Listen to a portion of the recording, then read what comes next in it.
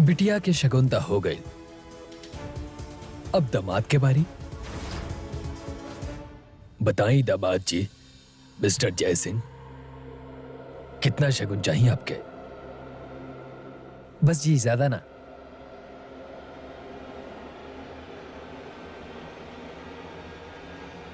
खाली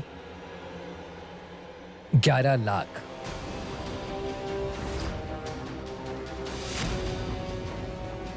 अपन बेटा खातिर इतना छोटा सा कीमत तो चुकाइए सकत नहीं आप।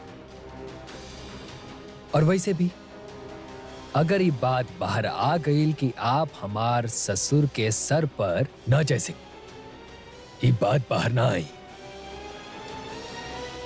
हमरा के तनी वक्त दा, पैसा के इंतजाम हम कर देम। 24 घंटा बाप के लगे, ओकरा से 1 सेकंड ज्यादा ना। हमरा ई समझ में नहीं आवत कि राजेश्वरी ताहरा जैसन इंसान के साथे अपन बेटी की शादी कैसे कर देलस और काहे कैलस। आप में और हम में ज्यादा फर्क नहीं खे। गलत गलत जयसिंह, हम दोनों में बहुत फर्क बा, बहुत फर्क बा। खैर, ताहरा पैसा मिल जाई, लेकिन ओकरा बदला ताहरा दिग्विजय के पूरा ख्याल रखे के हुई। ओकर खाइल पियल सब कुछ ताहर जिम्मेदारी हुई। डील?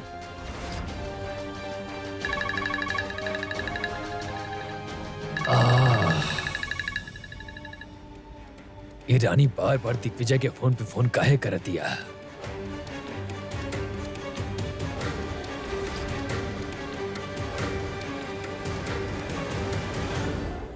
जयसिंह, तू? हेलो बाऊजी, आप हमके कछु बतावे वाला रहनी ना, ऐसे बिना बतेले काहे चल गई नी? का जरूरी बात रहे? बहू रानी, एजा दिल्ली में बहुत बारिश होता और हमें को मीटिंग खाते लेट होता नहीं। आप चिंता मत करिए, हम आराम से फोन करें।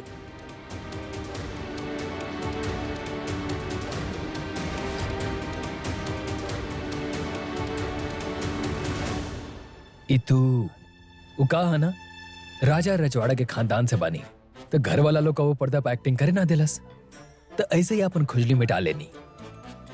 अब रानी के कोनो शक ना हुई और आप भी परेशान होकर छोड़ दी और हमार शगुन के इंतजाम करी।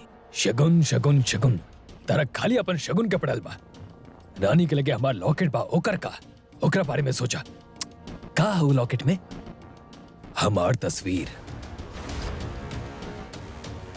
रानी अगर वो लॉकेट खोल के देख लेलस तो जितना हम ओकरा के समझता नहीं, ओकरा के जाने में देर ना लगी कि सबके पीछे हमार हाथ बा। बहुत चालाक बिया, बहुत तेज बिया, बहुत स्मार्ट बिया। दिग्विजय के गाड़ी पार्किंग में मौजूद बा, ओमे हमार लॉकेट के होखल। अगर वो लड़की सारा सिरा जोड़ दिलस ना, तो हमरा लगे ओकरा के पहुंचे में देर ना लगी। हमरा के फौरन घर जाके रानी से वो लॉकेट हासिल करे के हुई, अभी।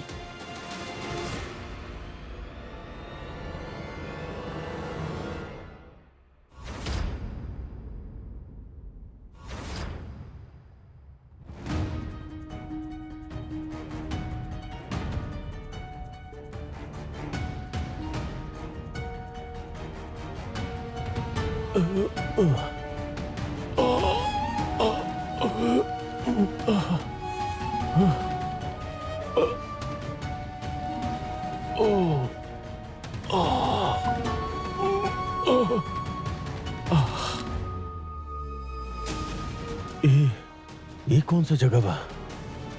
हम कहाँ बने? हाँ?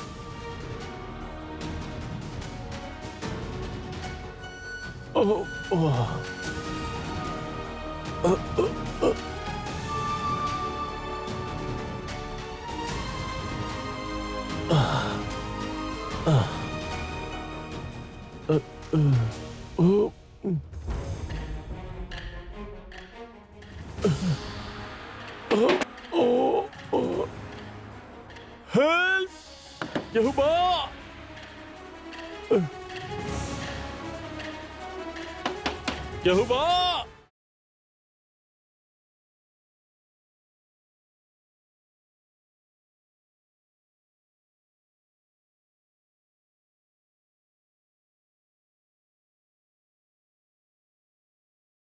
हम वीर के अब सब सच बताई। ना ना ना ना दिग्विजय, आप वीर के नहीं बता सकत। भाई साहब, हमरे वीर और रानी के भाई साहब के सब सच बतावे के होगी।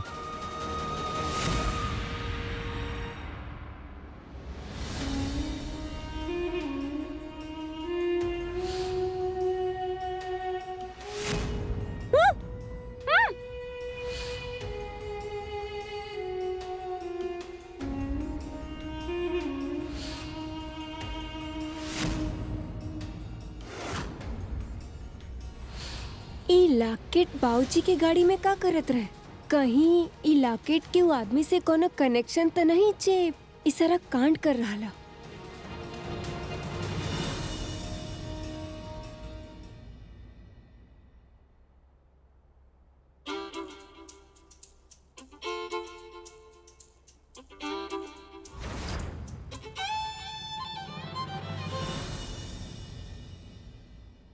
ध्यान कहाँ बा आपके? और बैठे बैठे का सोच रहल बानी? डॉक्टर साहब के बताइनी तो बेवजह और परेशान हो जाइए। अब हम का सोचब? बस बैठे बैठे बोर हो रहल बानी। ऐजा जबरदस्ती बैठा रहनी हमके। घर पे रहती तो कम से कम प्रोजेक्ट तो पूरा कर ले होती हम। प्रोजेक्ट पूरा करे खातिर आपके घर पर होखल जरूरी नहीं खे। परंतु हमार सारा किताब घर पे है ना। करेक्ट। फिर केहू के बोल के आपके सब किताब यहाँ मंगवा लेनी हम। अब आप आराम से बैठकर यहाँ पर अपन प्रोजेक्ट करी। ओके? आपके कैसे पता कि हमके कौन से किताब की जरूरत पड़ी? एक्चुअली हम आपके एगो दोस्त के फोन करके पूछ ले रहनी। प्रीत, अपना पत्नी से रिलेटेड सब इंफॉर्मेशन रहेला हमरा लगे। अच्छा, तब जासूसी भी करे लग गई नहीं। नंबर कहाँ से मिलल आपके? न पूछनी न बताइनी, सीधे पराये लड़की के फोन घुमाते नहीं का आप जेलस कहाँ हो रहल बानी? का जेलस? जले हमार दुश्मन। अब केकरो से बात करी हमके कुछ फर्क न पड़ेला। अरे डॉक्टर दास, आप यहाँ? Congratulations doctor Veer. Thank you, but काहे खातिर? अब आप हमारा सामने अनजान मत बनी। ना, हम सीरियसली ना समझनी आप का कह रहल बानी। हॉस्पिटल के नया हेड मेंबर बना दिया गई बा आपके। राजेश्वरी जी बोर्ड से रिजाइन कर दिले बड़े और बदले में आपके नॉमिनेट कैले बड़ी। Now you are the head of our hospital. Congratulations. Thank see you you. Letter.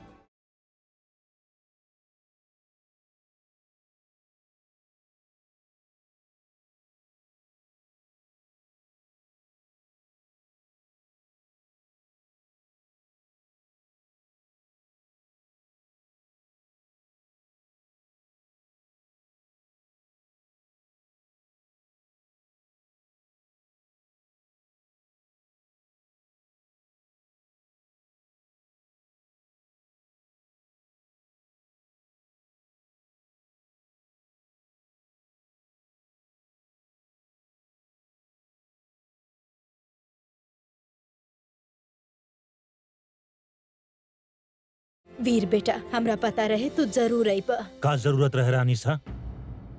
हम ई पूजा घर के शांति खातिर रखवेले बानी हम बेटा। पूजा के बात नहीं कर रहल। आप अच्छा तरह से जानत बानी कौन बारे में बात कर रहल बानी हम। डॉक्टर साहब आप एक बार। ना रानी, आज ना बोला बाप। तब बताई रानी सा, खुद रिजाइन करके हम के हेड मेंबर काहे बनौनी आप? एहसान जतावे के चाहत बानी आप?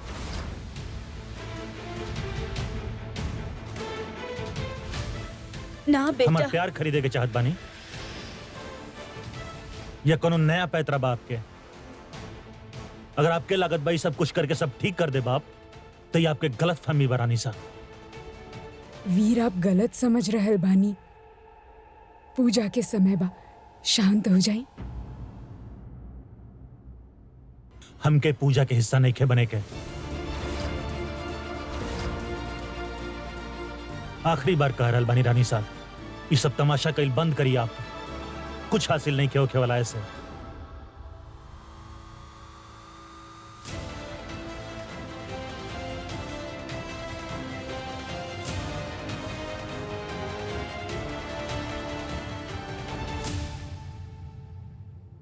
राजेश्वरी,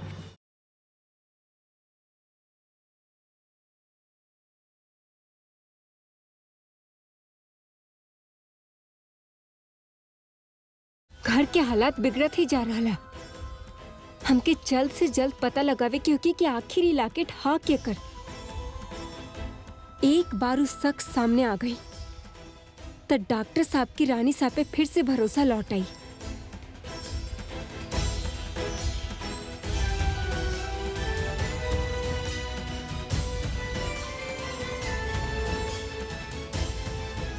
एक खुले वाला तो ना लगेला।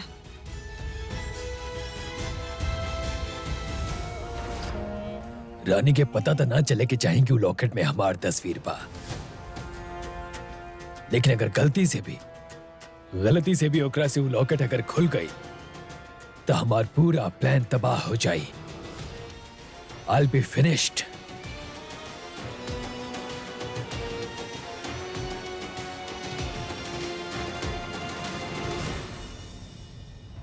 खुद रिजाइन करके हम के हेड मेंबर काहे बनोनी आप? एहसान जतावे के चाहत बनी आप? अगर आपके लागत भाई सब कुछ करके सब ठीक कर दे बाप तो ये आपके गलत फहमी बरानी सा।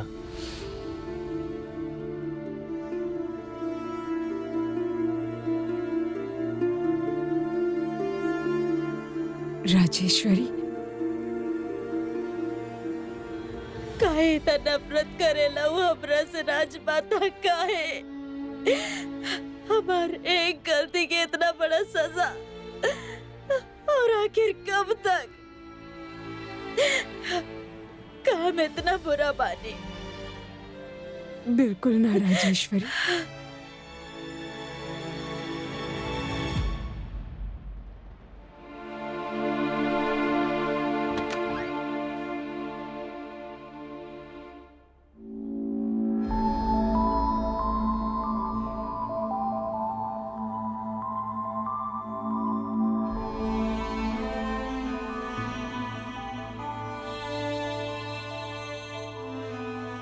आपके याद बा राजमाता? ये हम अपन हाथ से वीर खातिर बनैले रहनी। जब वो 3 साल के रहे, छोट सा मासूम सा बच्चा, ओकर आँख हमरा अपन और खींचत रहे, ओकर आवाज हमार कान में गूंजत रहत रहे। लेकिन तब हमरा ना पता रहे कि वो हमारा अपन बेटा बा। माँ,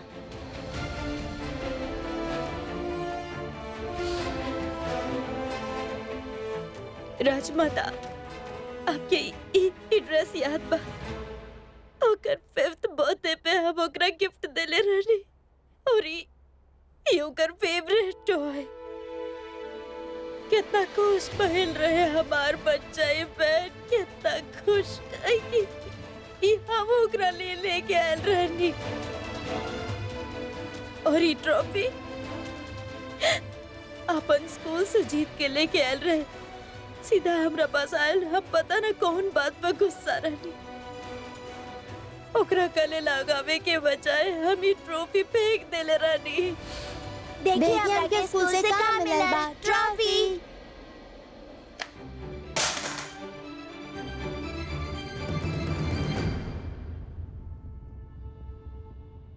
फिर बाद में हम एकरा के उठा के ले आनी।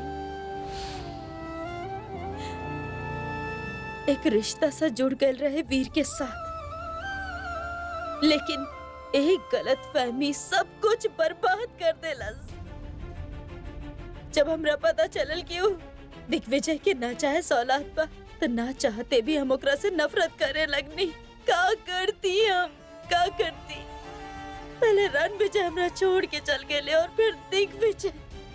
इतना बड़ा धोखा। हम टूट गए रहनी राजमाता, टूट गए रहनी। हम खुद के संभाल ना पाईनी। सहन करे के ताकत ना रहे हमरा में, और हम अपन अंदर भरल सारा कड़वाहट वीर पे निकाल देनी अपन बच्चा पर। ना राजेश्वरी,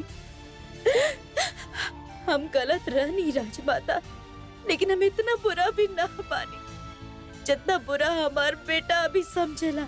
हमारा अपन बच्चा हमार आँख के सामने पलल और हम ओकरा कबो भी माँ के प्यार ना दे पैनी। ये अफसोस हमरा जिंदगी भर रही, लेकिन अब हम अपन गलतियन के प्रायश्चित करे चाहे नहीं। हम ओकरा के वो प्यार देवे चाहे नहीं जे हम ओकरा कबो ना देने, लेकिन वो तो हमार बात सुने की भी तैयार नहीं के। जितना हम ओकर पास जाता नहीं उतना ही वो हमरा से दूर जा रहल बा राजमाता, दूर जा रहल बा हमार बेटा हमरा से। सब ठीक हो जाए राजेश्वरी, सब ठीक हो जाए, बस आप शांत हो जाए।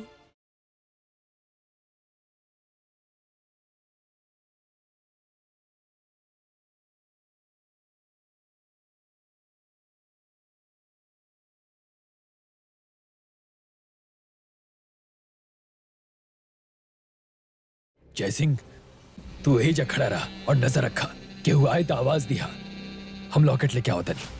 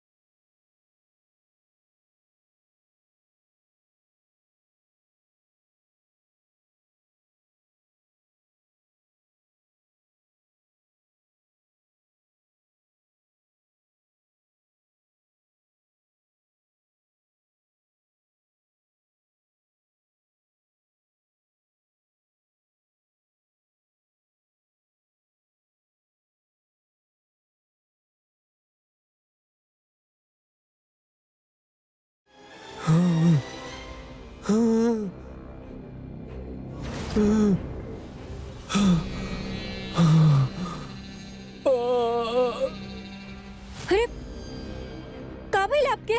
ओ, चक्कर सा आवता।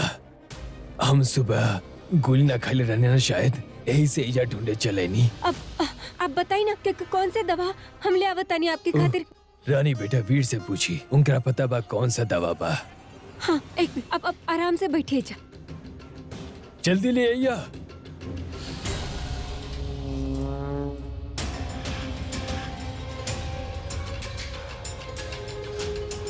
रानी बेटा, बेटा याद आ गई। ये दवा हमारे जेब में ही बा। अब पानी ले आए जी प्लीज। जी, आप बैठिए, हम ले आवतानी।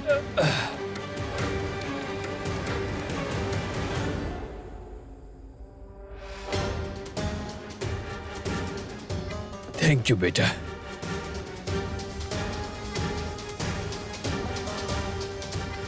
हे माता रानी। Thank you. अब कुछ बेहतर महसूस करता नहीं आप? हाँ लिटिल बेटा, ठीक लगा था।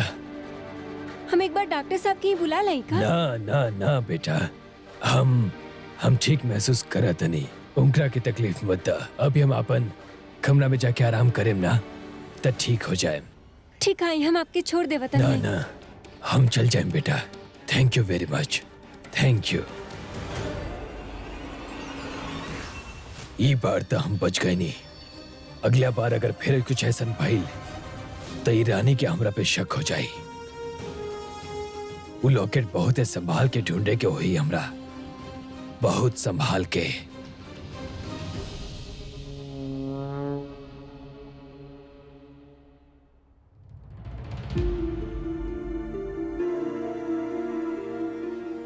खुद रिजाइन करके हम के हेड मेंबर काहे बनो नहीं आप? एहसान जतावे के चाहत बनी आप? हमार प्यार खरीदे के चाहत बानी। अगर आपके लागत भाई सब कुछ करके सब ठीक कर दे बाप, तो ये आपके गलत फहमी बरानी सा।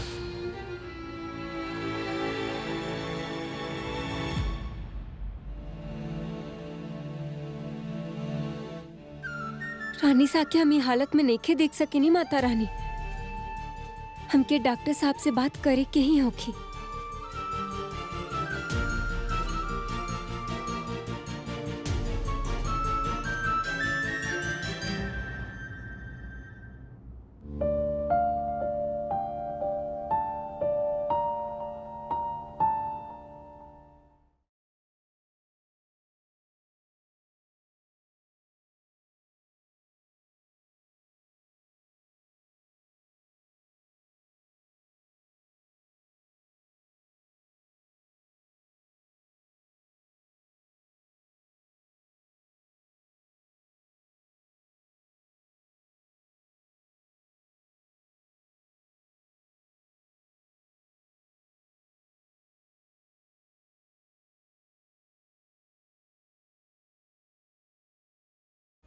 देखिए हमके स्कूल से कहाँ मिलल बा ट्रॉफी।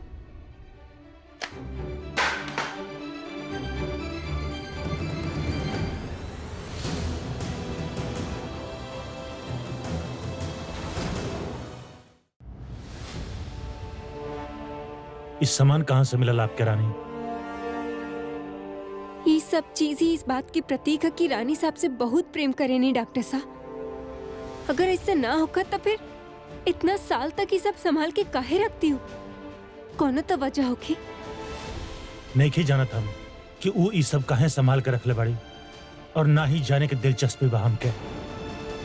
जब हमके उनकर प्यार चाहत रहे रानी, कहाँ रहली हूँ? काहे इतना साल तक हमके दूर भगावत रहली हूँ? अगर रानी सा के पता ना चलत ना कि हम उनकर बेटा बने, तो वो हमसे आज तक भी नफरत ही करती। परंतु आप उनकर नफरत करके वजह न जाने नहीं। कोनो वजह नहीं खे रानी, कोनो वजह नहीं खे, सिवाय एकरा कि हम उनका खातिर हमेशा से अनाथ ही रहल रानी। ये सच ना है डॉक्टर साहब।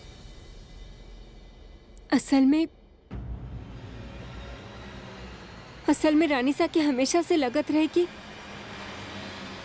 आप बाबूजी के नाजायज औलाद बढ़न। उना जानत रहने कि आप उनकर अपन बेटा बने।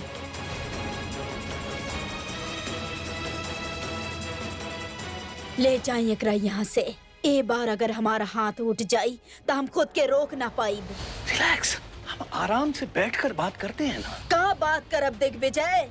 टेल मी, एकरा खातिर एगो और मौका मांगा बाप हमरा से। शायद तू और हम हमेशा पराया ही रहब। आप जरा उनके बारे में सोचिए। ये सब सच जाने के बाद उनके हर वक्त आपके अपन सामने देखे की पड़ेला। कितना तकलीफ होकत होगी उनके। फिर भी बाकी परिवार के सामने ना सही, मन ही मन आपसे बहुत प्रेम करत रहनी डॉक्टर साहब। उनके उनकर गलती के एहसास है। एक ठो मौका तो दे सके नहीं ना आप उनके। पूरी तरह से बिखर रहल बानी। बस आप ही उनके संभाल सके नहीं।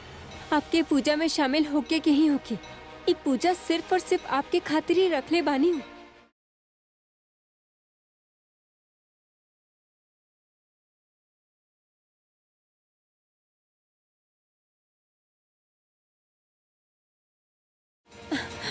अगर डॉक्टर साहब पूजा में शामिल न भइलन था रानी साहब की बहुत ही बुरा लगी।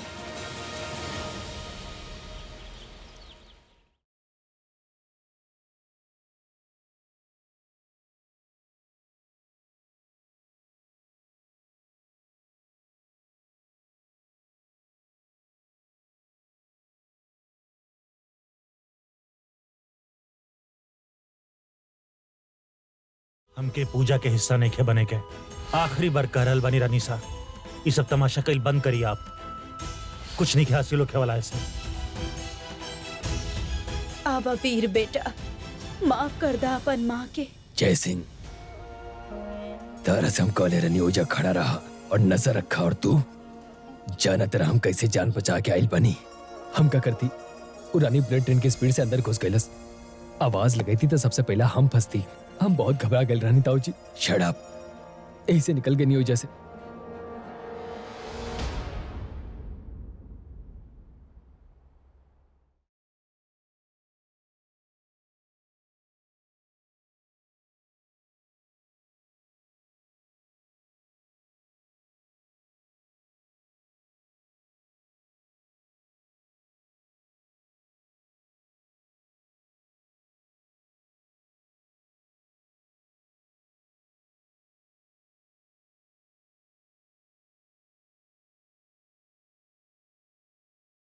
बहुरानी वीर ना आइलस। जी वो डॉक्टर साहब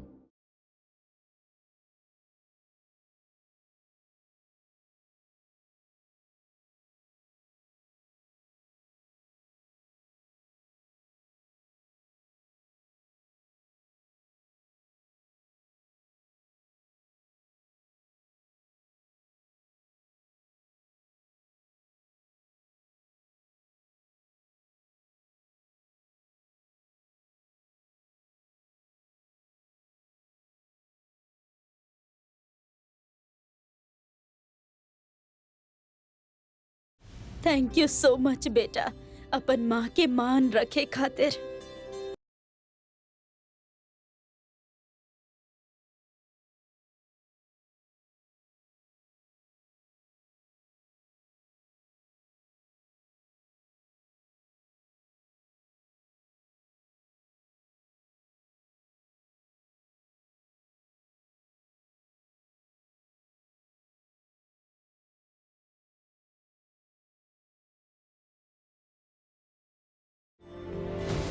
आज इतना समय बाद पूरा परिवार एक साथ इकट्ठा भइल बा।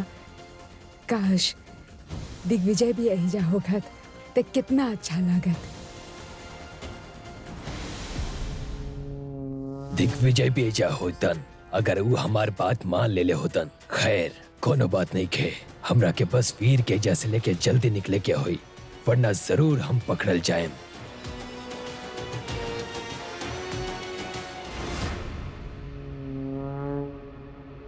पंडित जी पूजा शुरू करी। जी। आई ताऊ जी पूजा कर जाओ। चला।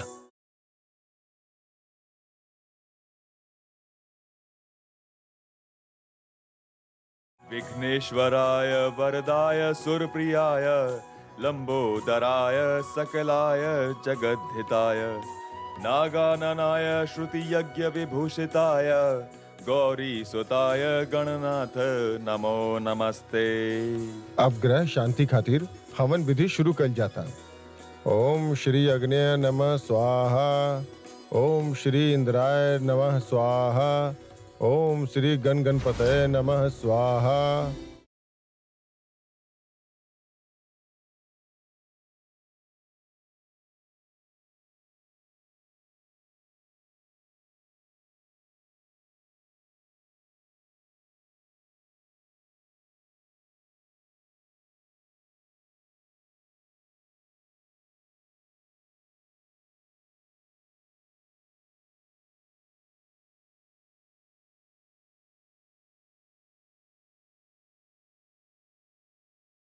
ये सब के कर रहा हम ना जाने नहीं माता रानी। बस इतना जाने ने कि हमें अपन परिवार के सुरक्षित और जोड़े रखे क्या। हमके ताकत दे और सही रास्ता दिखाए कि हम अपन मकसद में कामयाब हो जाएं। अब आप सब भगवान के आरती खातिर खड़ा हो जाएं।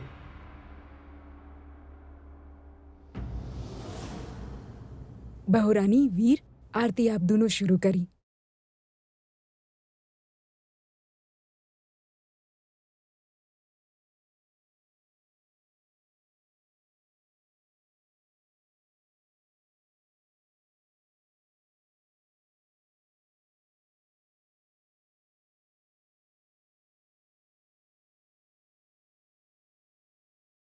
सालों बाद एगो अपनापन महसूस कैले बानी हम। बस है कि हमसे आप छीनब मत। रानी, डैड और बाकी सबके साथ खुशहाल जिंदगी चाहत बानी हम, और कुछ नहीं।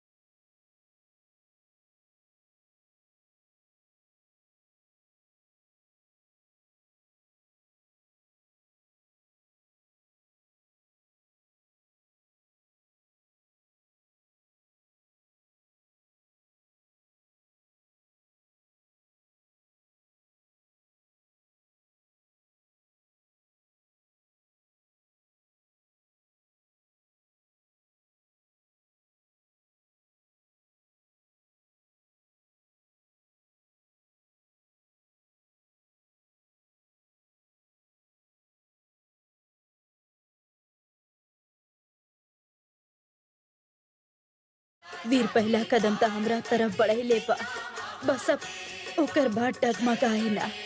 अपन बेटा से दूर रहे के सजा हम बर्दाश्त न कर पाए। हमार वीर हमरा लौटा दी भगवान।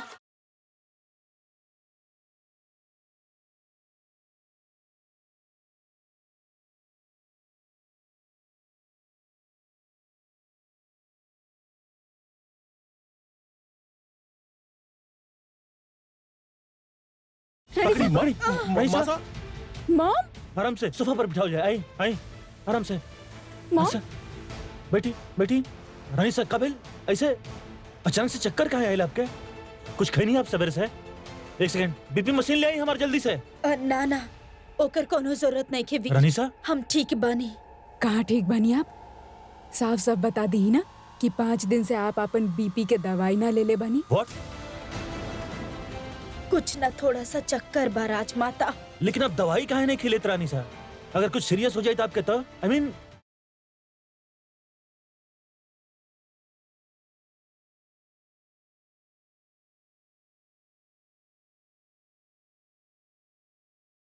हमार मतलब है कि आपके वजह जॉन भी बरा नहीं सा, लेकिन दवाई ना लिहल अच्छा बात नहीं है। आपके ध्यान रखे के चाहिए ना, आपके ग्लूकोज लेवल भी फ्लक्चुएट होखत रहेला। Please take care. Vikram Rani सा के रूम से उनकर दवाई ले आए प्लीज। जी।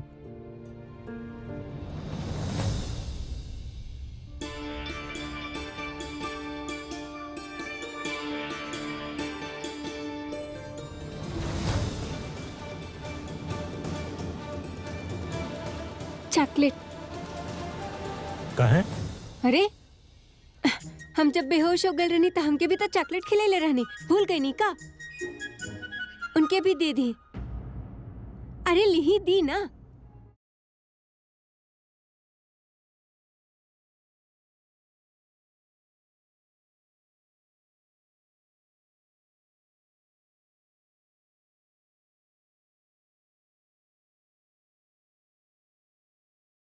चॉकलेट खा ले रानी सा, आप बेटर फील करब।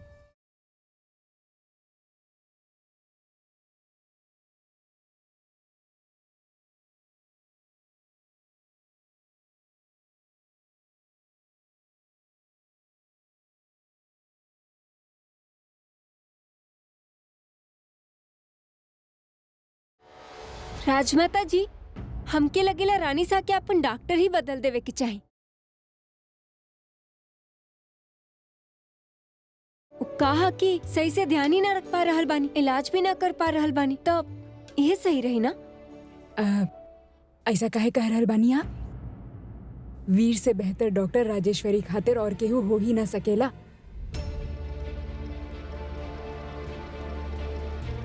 बल्कि वीर डॉक्टर बनल ही राजेश्वरी के वजह से बनी।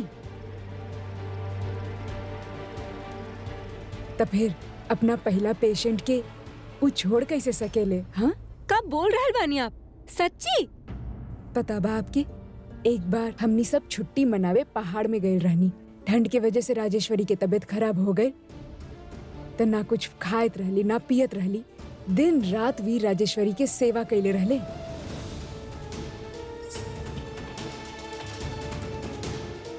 वही वीर तय कर ले रहे कि बड़ा होके वो डॉक्टर बनिए, ताकि आगे जाके राजेश्वरी के ऐसन तकलीफ कबो न सहे के पड़े।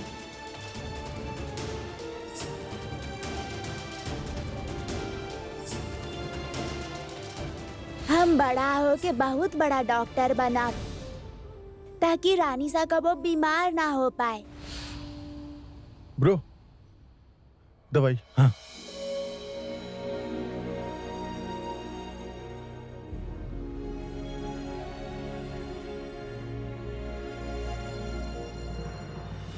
ये सब गलत होता। हम वीर के राजेश्वरी से दूर ले जाके चाहता नहीं, और एजा के लोग माँ बेटा के प्यार के किस्सा सुना के ये लोग के और करीब लियावे के कोशिश में लागल बालो। वैसे राजमाता जी, बहुत बढ़िया किस्सा सुनाई नहीं आप? हमके डॉक्टर साहब के बारे में और भी जाने की है, बताई ना। अरे हम बनी ना, हम आपके बताते नहीं। गेस करी कि ब्रो के बचपन में सब का बुलावत रहे? का बुलावत रहले? बताई, माँ के लाडला। मोम से चिपकल रहत रहे, जहां मोम जात रहे उनके पीछे पीछे चल जात रहे, जैसे मोबाइल में नेटवर्क हो गेला ना, बिल्कुल वैसे ही है ना ब्रो?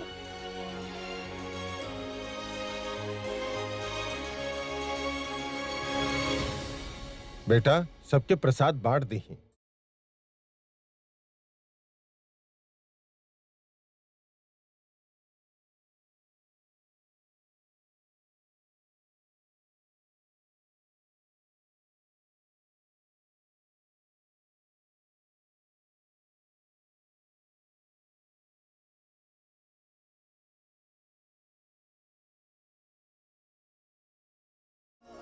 अब जाना तनी वीर, हम अक्सर सोचत रहनी हमार बेटा कैसन हुई, लेकिन आपसे मिलला के बाद, आपके जानला के बाद हम यकीन से कह सकत नहीं कि आप बहुत अच्छा बानी।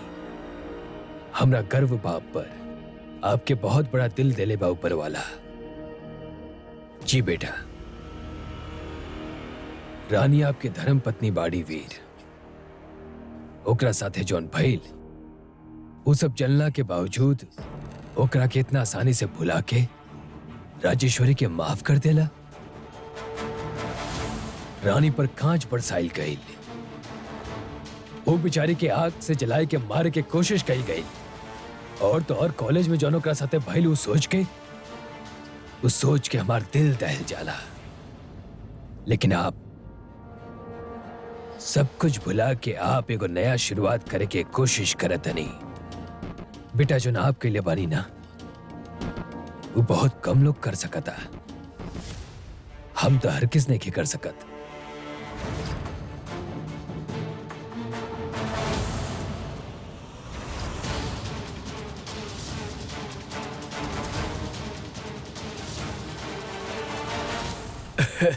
रानी बेटा, आप हमरा के प्रसाद ना देनी? भाई ईश्वर के प्रसाद के तो हर केहू के जरूरत बा, हमरो देना प्लीज।